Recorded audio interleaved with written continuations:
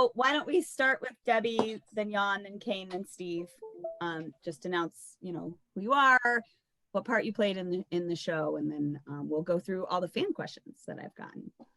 Excellent. So I'm Debbie Rochon. I was Leatherlace in Death House. I've also been in Terra Firma, Romeo and Juliet, American Nightmare, Color from the Dark, a bunch of cult movies that you may or may not have seen, and if you haven't seen them, you should.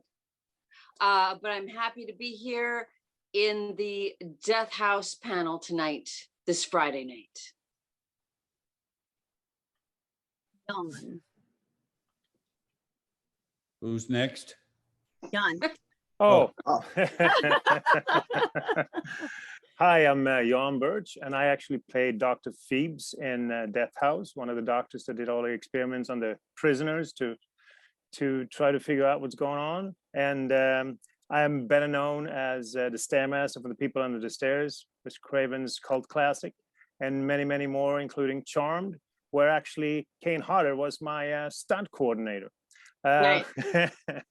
I'm Kane Hodder. I played Sieg in Death House, and I'm still trying to get over the digital exams that Jan Birch's doctor performed on my character. If you know what a digital exam is. Yeah. Yes, we do. It's like a digital. That's correct. I just had one. I played Jason in the Friday the 13th films for quite a few years, and Victor Crowley and Hatchet and all kinds of other fun stuff. I've been around forever, so I'm old as shit. All right, You have a book Steve. that just out. I want to hear about, mention the book. I mean, I look forward to getting my copy. Of your book. The book? The anniversary edition? Your biography. Didn't you write a biography? Yes, yes. There's an anniversary edition coming out this year. Okay. It's 10 years since that came out. Can you believe that? And I haven't bought it yet. I'm the anniversary, and I'm going to get it. I can't wait. Anyway. Those of you that know the story about my getting burned, the person that was with me when I got burned has never spoken about that day, but she has finally agreed to talk about it. And it's for the anniversary edition of the book. And I've always been so interested to see what kind of day it was for her, because she was taking pictures of me doing the stunt, not even knowing that I was burning up. So it was very traumatic for her, but she's finally telling her side, and that's going to be included in the anniversary edition. That probably took a lot for her to do that, I would imagine. Yeah. It couldn't have been easy. Right. Obviously, how it was for me, but I've always wondered, and I never even spoke to her after that. And I just wondered, how traumatic was it? Because I can't imagine it wasn't, but then at the same time, I was very calm and lucid. Even after I got put out and on my way to the hospital, I had no pain. So I was very calm. So I don't know if that made it easier for her, because it didn't appear that I was in any pain, even though I looked all terrible. So I don't know. I've always been wondering about it. So I'm happy that she's going to do that.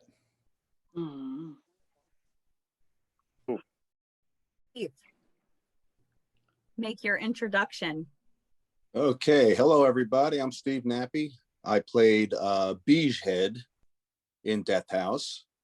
And for everybody who doesn't know what Beige Head means, it actually means shithead.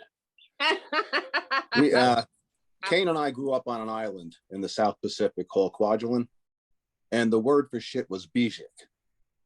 So Kane came up with, which is still my email, but yep.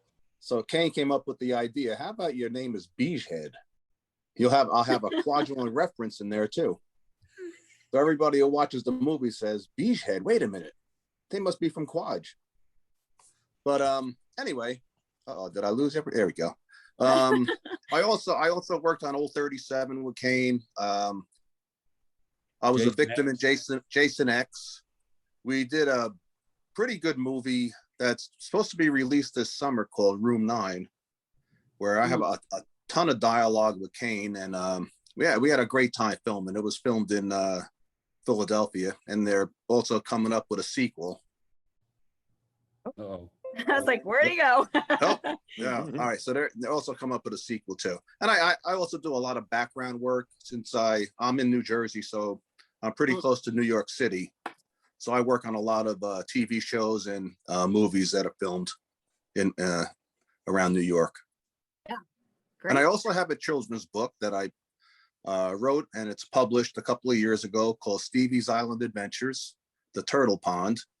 And it's a good read for little kids who have to move but don't want to move. Aw.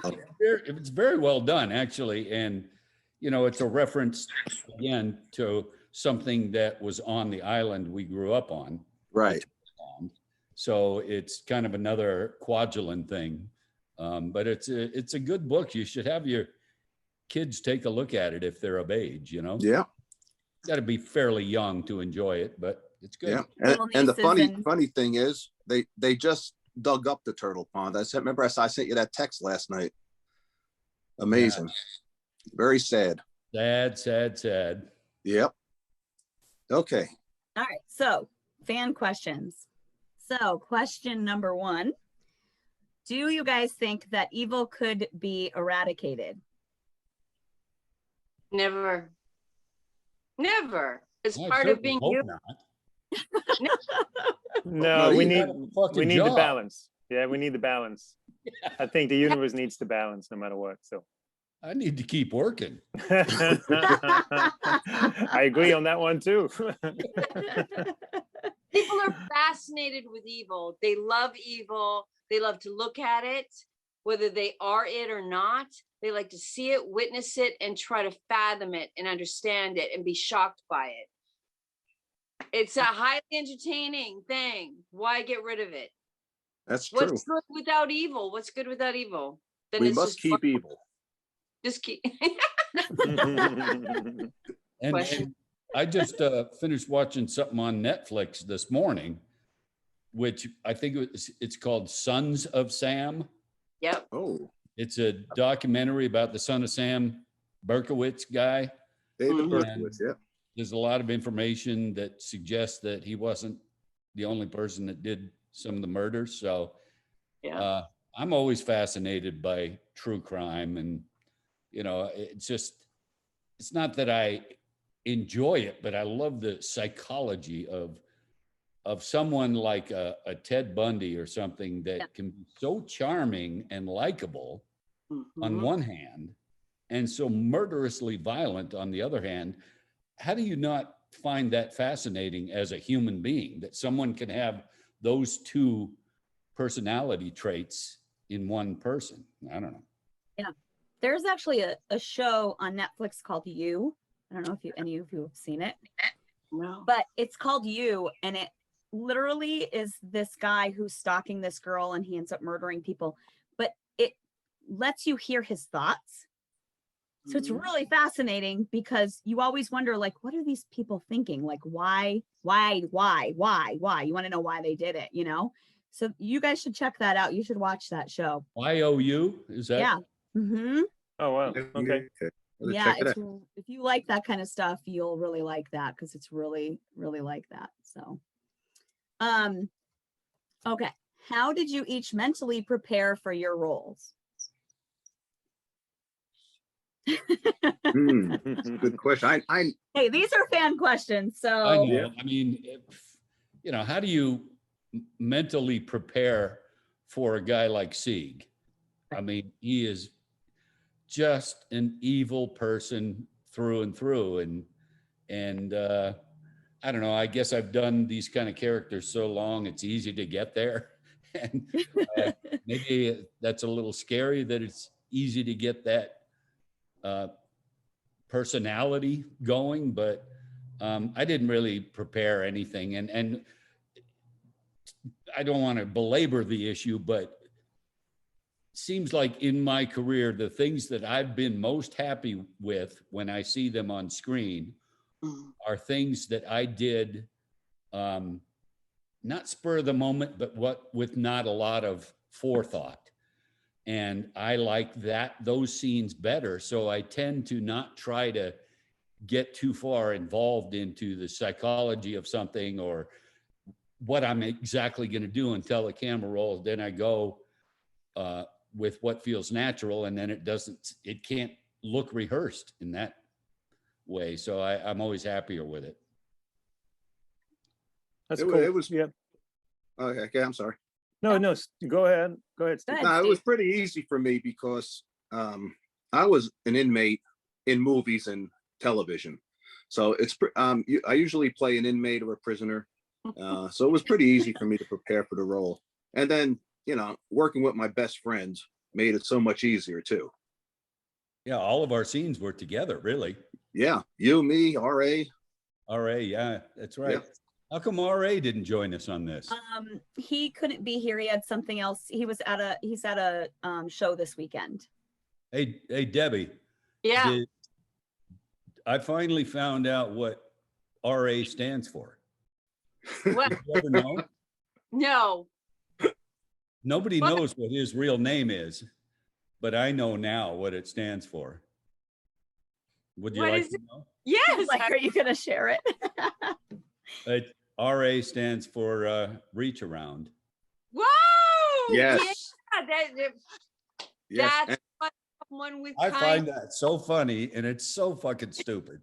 And when you see him, he prefers to be called that. Yeah, he does. Don't call him RA. Call him Reach No, Around. he He doesn't loves like it. RA anymore. Tell him Reach Around, and tell him that I made sure that they knew that he prefers to be called Reach Around. Reach around. He learned that in prison, that term. Well, on the doctors, actually, the way B. Harrison Smith wanted to do with the doctors was just because we all, like everybody else here, we're all old friends from a lot of different movies.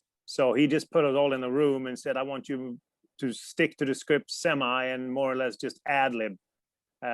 Especially on that big master scene with all the patients and the doctors. He just threw us in the room, and once in a while he said a keyword. You think about that, what comes out, and then that's how we did it. Mhm. And that's Like a fun way to work, I think. Yeah, I yeah. love that.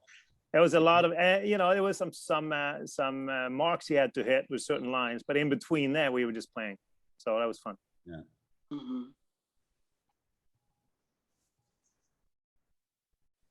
And anyway, so yes and no, but I completely agree with the guys. It was the same thing, although I wasn't with the guys. It was me and my victim in sort of like this otherworldly flashback, if you will. And it was very much improvised. Like, okay, cameras here. You know who you are. This is what you have to get done. And just have fun. So, of course, as the guys know, you just go crazy because you can't go too crazy in those situations, and just, use the camera, as though they were a person, and just went nuts. And that's kind of your job when you're doing that kind of a role. So that's what I did. And that's why it's so much fun. It's just like, you just go, you know what you need to accomplish. You need to go from A to B to C sometimes, but it's the journey getting there that you just let it all go and just have fun. That's the best stuff. I mean, and I agree with Kane in the sense that some of the best stuff that I've ever done myself also has been when I've had to just improvise. Okay, this is what the scene's about. Go. And it's like, you just got to dive in and give it 110%. And that is satisfying, and it also comes off the most authentic as well.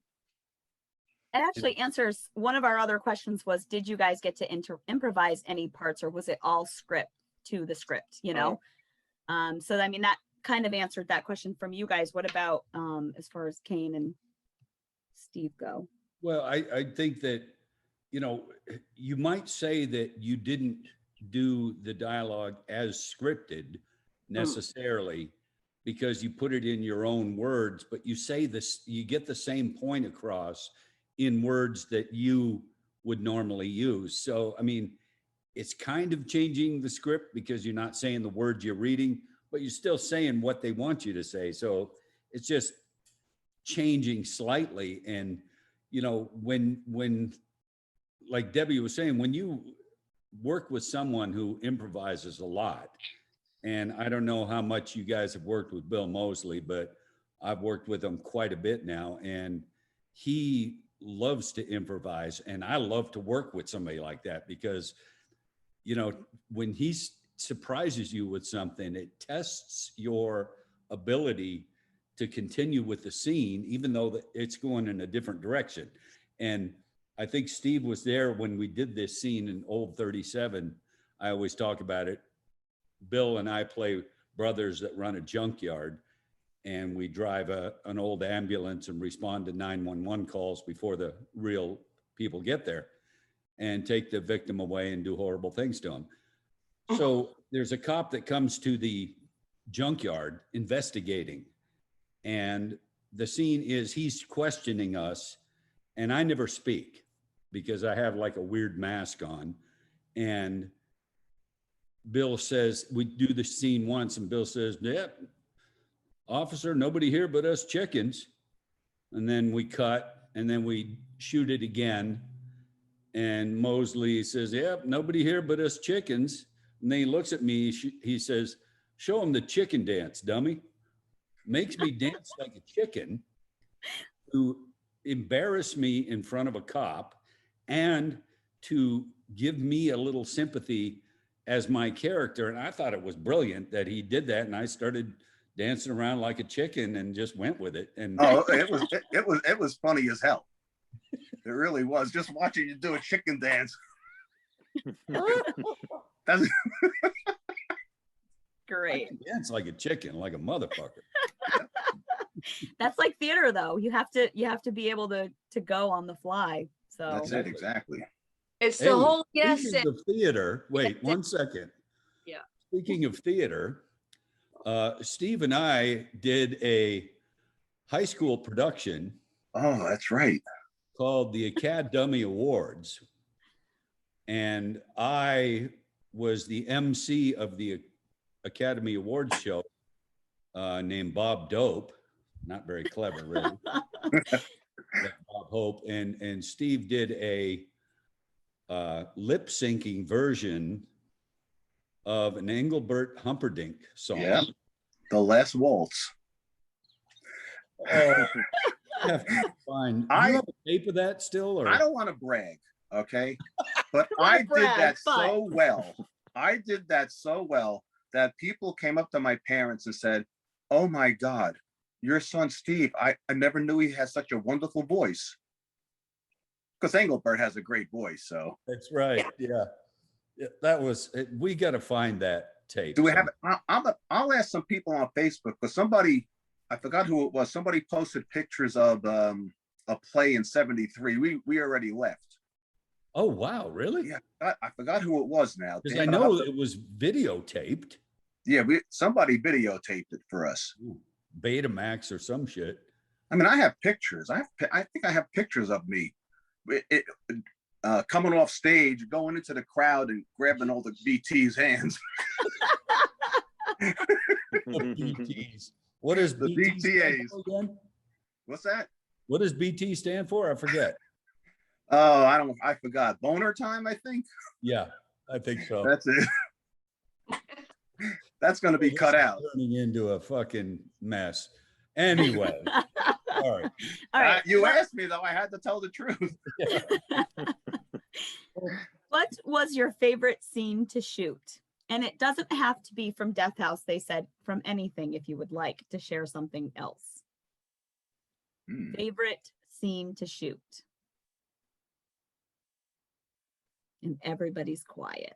Everybody's cool. Well, I enjoyed the one I enjoyed the Death House one because, you know, Kane gets killed, he comes back to life, and I'm in awe of him. So of course my line is, "I will follow you to hell." And I added a couple of things after that, but it didn't stay in. But just to say that, right, just looking at him and saying it right to his face was pretty good. But I also, like I said, like doing stuff in New York, my best was working with Robert De Niro in The Irishman. Like standing 5 feet from the guy I was one of his henchmen, and I was unloading meat from a truck. Which, of course, you know, when you work background, you know, the cameras are right in front of you, and then when you watch the film or a TV show, you're like 5 miles away and blurred out. But still, that was probably my biggest thrill so But far. we're still in the moment, so. Yeah, exactly. Yep. John, what about you? Well, I have to say that I did have a lot of fun on that, on the master shot of Death House when all the doctors were playing around, because we spent like a whole day just playing, like I think acting should be about having fun while you're creating something that other people can enjoy. Other than that, you know, after all these other movies, I have to say one of my favorite scenes I ever did was with Brandon Adams in People Under the Stairs, when I tell him how to get out of the house. I never forget it. I get goosebumps telling you about that scene, because it was one of the scenes too where I really got to know Wes Craven and what kind of person he is, because I was sitting there with Brandon, and he was only 11 years old at the time. And I had tried to, you know, explain to him this, and he had to have this certain mood in this stage of the film, and we couldn't get it right. So Wes just said, "Hey, stop everything." He said, "Brandon, come with me." And this was at Renmar Studios by the Gower Building there in Hollywood. So he took Brandon by the hand, and he started jogging out of the studio. And then apparently, you know, we found out afterwards, he jogged a whole block around the whole studio, the whole time jogging, not saying anything, you know, hand in hand with Brandon, runs back into the studio, throws Brandon into the set and says, "Action." And that's the take that was in the movie. Wow. Wow. I got to watch that now. Yeah, That's no, really that was Wes for you. He was just brilliant that way. He just like, something's missing. I don't know what we're gonna do, but that was a brilliant idea. That's amazing. Wow. That's really cool. Debbie. Sure. Well, for Death House, I think going outside of the shooting of the scene, I think the most exciting thing was walking into Marcus Koch's design studio and seeing the leather lace skin mask and skin apron, and seeing what an amazing job that those guys did. They worked so hard, such long hours, and it was beautiful. Like, really, the stuff they made, the skin pieces were absolutely incredible, and so they deserve so much credit for that. And as far as movies go, there's like a few that the scenes were just kind of really blew my mind and reminded me why I was there, why I do what I do. But I'm going to switch it up and say that watching other actors, like when I was directing Model Hunger, Lynn Lowry, giving their all under all kinds of circumstances, just actors just deserve so much credit. Like, no matter what the temperature is, the situation is, the circumstances, the amount of sleep, no matter what, like I always say, there's no ticker tape going on the bottom of the movie saying, "Oh, by the way, this actor has been up for 18 hours straight," or whatever, you know, whatever the case may be. It's 150 degrees. There's no air conditioning because it makes sound, and blah, blah, blah. There's no disclaimers.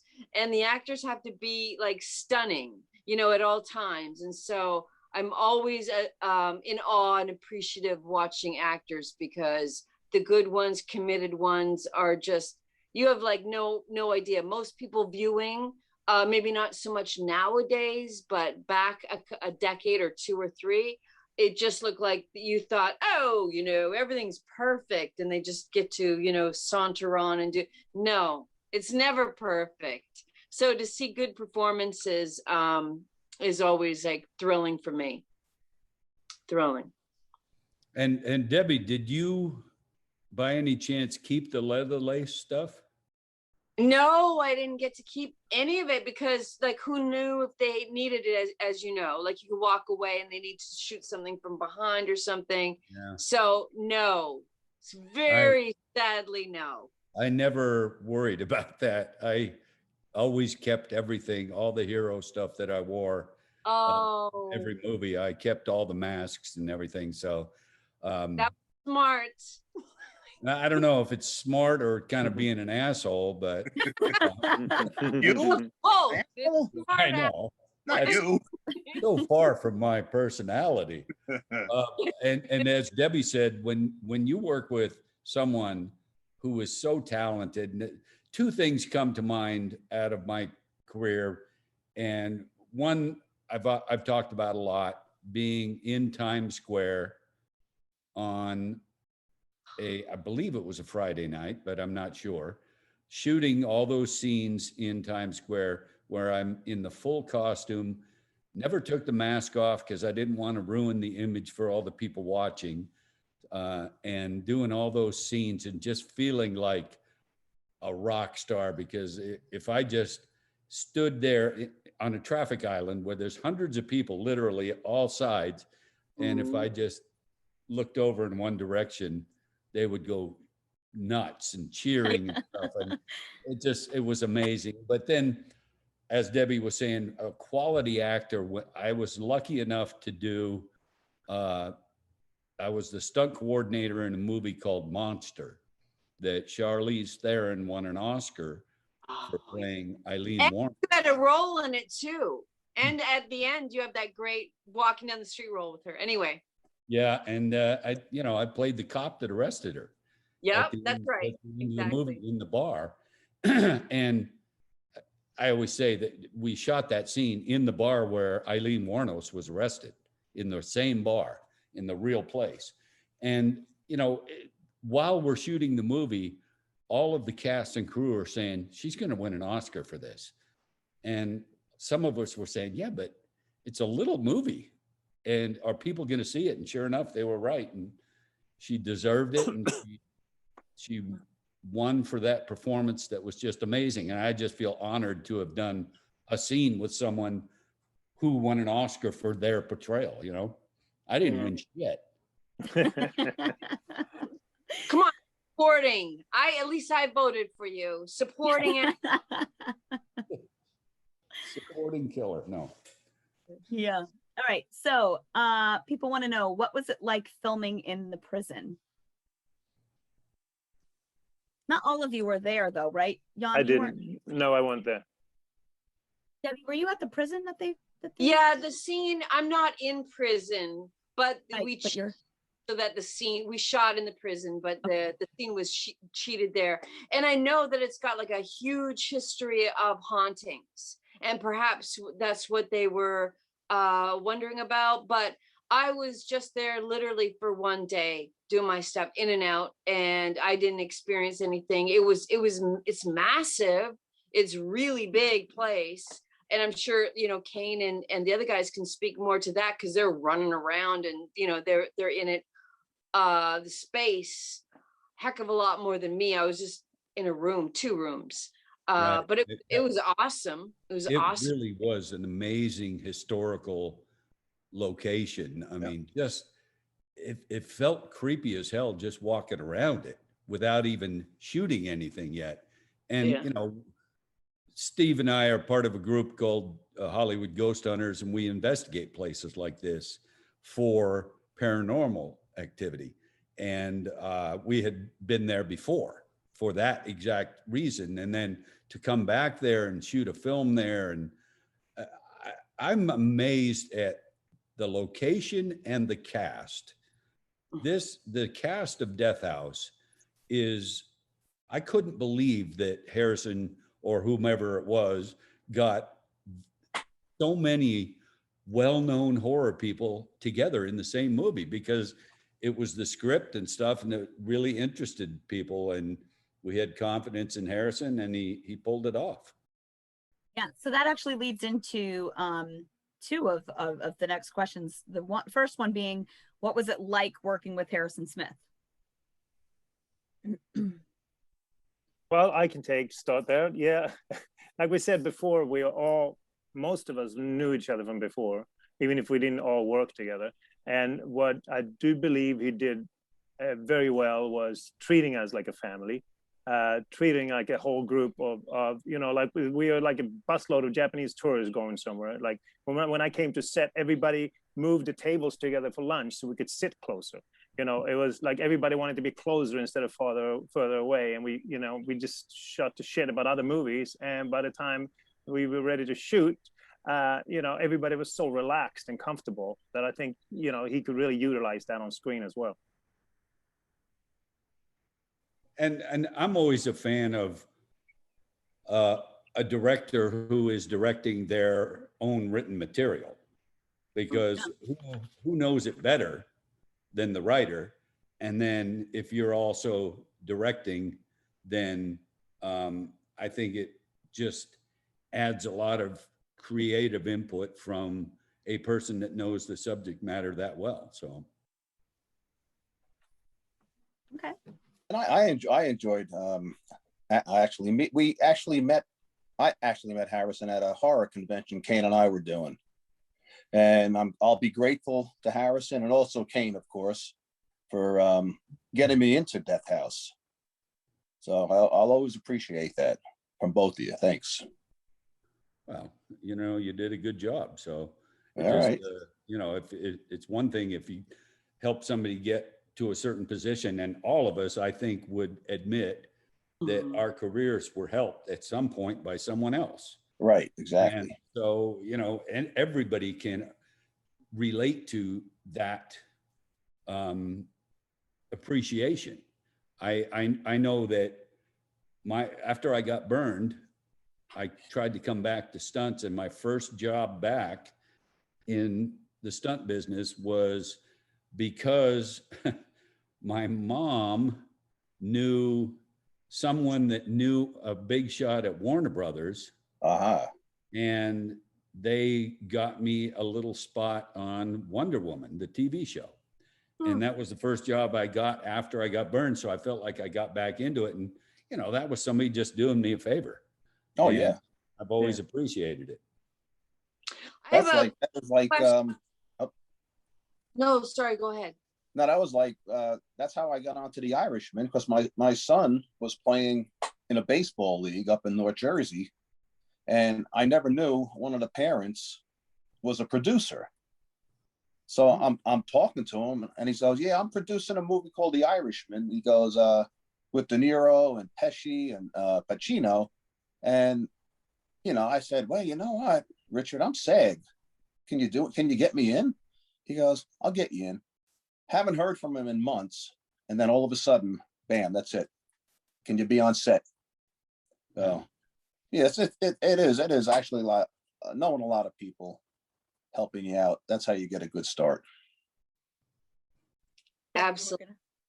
Yeah, no, I just definitely shout out to Harrison, because he had contacted me because he knew that I had been friends with Gunnar for so many years, like since the early 90s. We were in touch. We did everything from writing physical letters and putting them in the mail to each other. Like, that's how long we knew each other. He would give me the most amazing advice.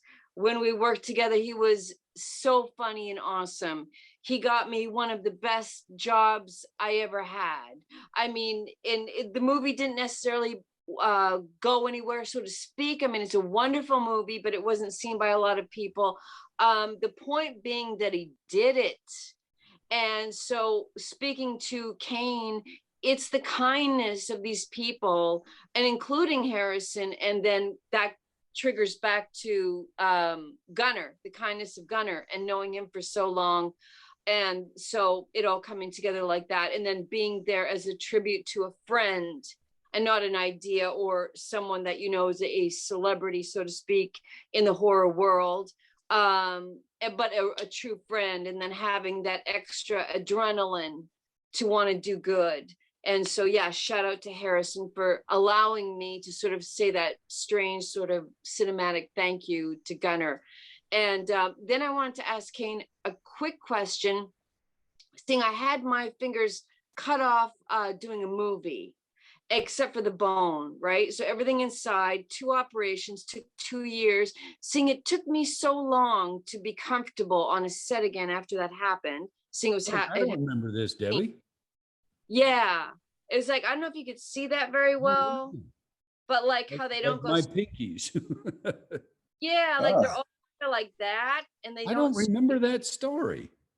Yeah, I had a fake machete that I was supposed to wail down on, obviously a fake body, right? Now we all know there's no hitch on a machete. And so that's what I did, but it didn't look right. So the director said, step out for a second and we're going to just switch the prop up. So the props master came in and the same prop, losing light as it is, indie movies and big movies too. That's what you're dealing with. And so he said, okay, so, you know, we're just going to go. And I said, yeah, absolutely. So I grabbed the new prop and did the scene, literally jumped off the ground and just, wow, like everything I had, hand went right down with the force of everything, right down a real machete blade, cut everything. And it was sort of like, I can't compare it to what you went through because I don't know that pain, but all I know is they hung off except for the bone, like I say, but all the tendons and nerves and everything just hung off. And I was like, I think I need to go to the hospital, as calm as ridiculously possible, like not like in a movie where you'd be screaming, wow, my God, but you're just sort of like, I think I need to go to a hospital now. And yeah, so that took 2-3 years, even after all the operations on it, to feel comfortable on a set again. So I was going to ask you, after your situation, how long before you felt comfortable on a set again to really be able to relax, or did it forever have an effect? Well, actually, because mine was, I got burned because I thought I knew more than I did about doing fire stunts. Oh, okay. So it wasn't really an accident. It was just not proper preparation. So while I'm in the hospital, I know exactly why I got burned and what I would never do again in the preparation. That's why I almost lost my life, because I didn't do it properly. So somehow for me, it never felt like such an accident. Oh, it yeah. was kind of like, I fucked up and I won't do that again. So I never really was fearful of fire. And once I got back to doing fire stunts, I was very comfortable. Okay, And good. I'm not sure exactly why, but I always enjoyed, as weird as it sounds, I always enjoyed being on fire, because there's a very peaceful feeling, because all you hear is the flames. You can't hear any of your safety people or anything. You just hear the fire. And somehow it's kind of Zen inducing. Sounds ridiculous, I know. I can't even believe I'm trying to explain it, but I always enjoyed being on fire. And the fact that a very small percentage of stunt people even do fire, where they're on fire. They may work near it, but most stunt people don't go that direction. So it's kind of a specialty thing. So you're kind of an elite stunt person when you do big fire stunts like that. And I always enjoyed that part of it. And it's kind of strange to try to equate something, but I've used a machete in quite a few films, not just the Friday ones. And I've done a lot of horrible things with machetes, and there's only one person in the world that's ever been injured by me with a machete. And that's Steve. Do you want to guess who it is? And that's you. It was me, yep. Oh, and it was at Monster Mania? Monster Mania, Jersey. Show the tattoo and the mark. Oh, yeah. All right, hold on. Tell me if you can see it. You see the tattoo, wow. Yeah. I cut his arm so terribly bad, just fucking around like being an idiot. Yeah. You just didn't realize how sharp that thing was. That was You know, but that's no most of the excuse. machetes they bring up to tables, they're so dull. Right. You can Yeah. run it across your skin and not even get cut. But this one was like a razor. Wow. So the only person, so you got that going for you, Chief. Yes, I do. The only person that's ever been injured by me with a machete. So Exactly. you're welcome. I could be the only person that survived being attacked by Jason. There you go. The signature weapon, but Yep. yeah. All right, so I just have a couple more questions and then I'll let you guys go. Is that good? Okay. Yep. So what we were talking about a little bit earlier was that there are some really great names in this film, obviously. Was there someone in this film that you haven't worked with that you were excited to be able to work with on Death House? I'll go. I never worked with RA. And the three of us, when we get together, RA, Kane, and me, we always have a blast. We're always kidding around, but I never worked with RA. But it's such a difference. He's so professional on set. I mean, it was just like day and night. But it was great. It was great working with him because we always have some good laughs, the three of us. So. And I don't know if there was anyone on Death House that I hadn't worked with. I've been very fortunate and worked with so many different people over the years, and maybe not necessarily in a horror movie or something like Jan and I working on Charm together. You know, when you're doing stunts, you often work with actors in a different capacity. So I don't know if there was anyone that I had never worked with before. Wow. Yeah, I actually, since then I have 3 or 4 more, but before Death House, I'd actually never worked with Felicia Rose. So we had that was fun because she was also one of the, doctors, more or less. We were in the same group, and it was fun because usually we just hang out at conventions. It was actually fun to be in front of the camera when they say action together. So I Yeah, she enjoyed was that. going to be here today and then she couldn't be, unfortunately. Oh, So, okay. yeah. Did you, Jan, did you see what happened to Felicia in Victor Crowley? Yes, I did.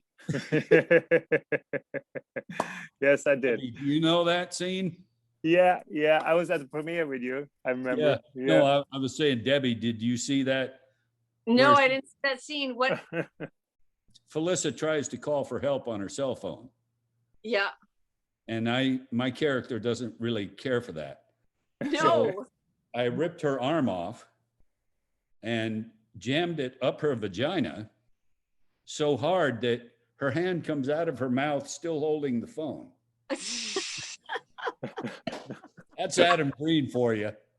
Come Yeah. on, you gotta love that. That's awesome. Let's be honest here for a second.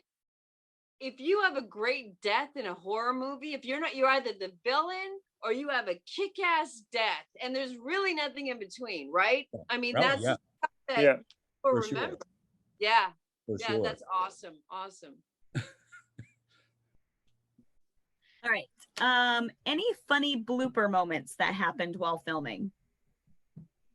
Oh, well, Steve probably doesn't want to talk about it, but But Kane's going to share. Yes, But- he will. I guess I will if I must. Steve, right before his scene with me where he says, "I'll follow you to hell," he actually shit his pants. What?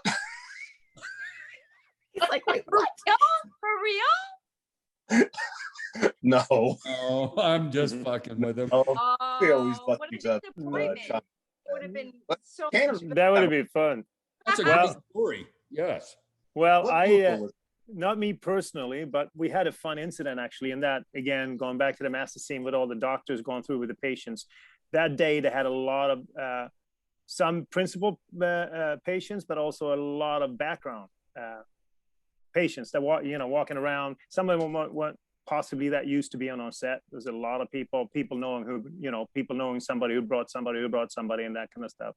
And So we started shooting, and I don't think one older gentleman did not know where they were shooting yet, because they had these white little straps on, and there was nothing on the behind. So he decided to turn around and pick something up from the floor right when the camera was in front of him. And I just saw the DP like. I was gonna say I didn't see that in the movie. No, I don't think that was in a movie. I don't think that was very pretty either, to be honest. I don't think I had any bloopers in Death House, but over the years, plenty of them. Well, you and I had one in Abandoned in the Dark. Remember? What'd we do? You were the maintenance guy, and you were talking to somebody, and I walked past. I was late for work, and you looked at me and said Murphy, and you looked at and you tapped your clock, your watch. Right. So I remember I was just supposed to look at you, and I said my line, of course. Oh, sorry, Chief. Flat tire on the way in. Right. And then I just stood there looking at you for some reason, but I don't know why the hell I did it. That's and right. And Kane goes, "You gonna fucking leave or what?" Let's exit the scene. That's great. No other bloopers anybody wants to share? All right. So I had a bunch of other questions, but we're gonna just do these last two. If you could be a character from any movie, who would you want to be? I have one. Sorry to butt in, but He buzzed first. yes, you heard me. I always wanted to play Michael Myers. Always. Considering I did one shot as Freddy, I played Jason, and I stunt doubled R.A. as Leatherface. I've done all three of those, and I always loved the character of Michael. One day, I just want to play that character, and then I can end my career. That's cool. That's really cool. That's the missing link. So no one ever give it to you for quite a while, so that we get more movies from you first. If that's tiring, then we don't want that. But we do want you to be able to do that. Just a thought. Well, Just you, Dip. Jan, go ahead. Well, yeah, a character.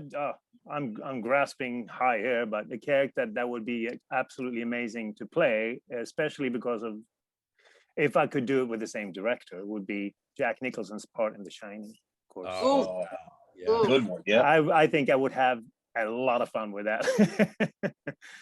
And if Stanley was still alive, I'd love for him to direct me in it. Oh, wow. That's amazing. Yeah. Good choice.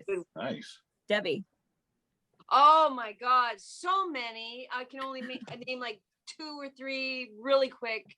They happen to be guys, but I'm just saying I'm going back to a time where there was better roles for guys. So bear with me on that one. So easily I would say it would be so much fun, even though I'm too old, to play Travis Bickle in Taxi Driver. I would totally be down with that.